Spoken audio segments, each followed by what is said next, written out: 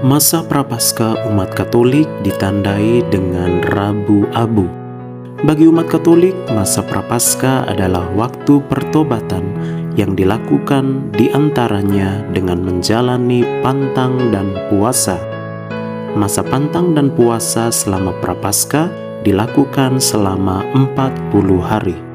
Angka 40 selalu mempunyai makna rohani sebagai lamanya persiapan.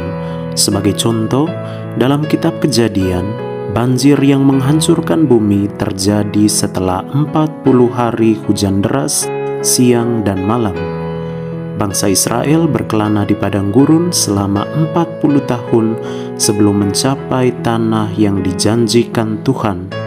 Selanjutnya Musa berpuasa selama 40 hari sebelum menerima 10 perintah Allah di Gunung Sinai. Yesus pun berpuasa 40 hari di padang gurun sebelum mulai mengajar dan melakukan mujizat. Kebanyakan umat Kristiani menganggap periode puasa Yesus di padang gurun sebagai dasar panjangnya masa Prapaskah. Bagi umat Kristiani, makna masa Prapaskah adalah ikut serta dalam pengorbanan Yesus Kristus dan mengenang saat-saat Yesus berpuasa di padang gurun selama 40 hari. Masa Prapaskah ditandai dengan berpuasa dan berpantang. Jika Paskah adalah perayaan kebangkitan Yesus setelah kematiannya di kayu salib, maka pada masa Prapaskah, umat mengenang peristiwa-peristiwa yang terjadi sebelum Paskah, termasuk Tri Hari Suci, yaitu peristiwa perjamuan terakhir pada Kamis Putih, penyaliban Yesus pada Jumat Agung, dan Yesus di dalam kubur pada hari Sabtu Suci.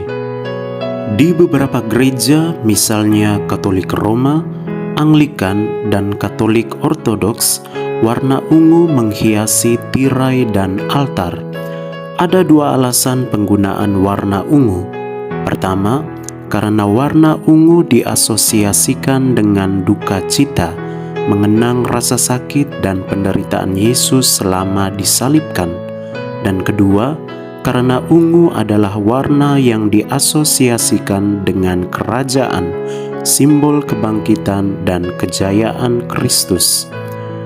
Pada masa Prapaskah, baik dulu dan sekarang, banyak makanan yang tidak boleh dimakan umat Kristiani, seperti makanan berlemak, daging, ikan, telur, dan makanan yang mengandung susu.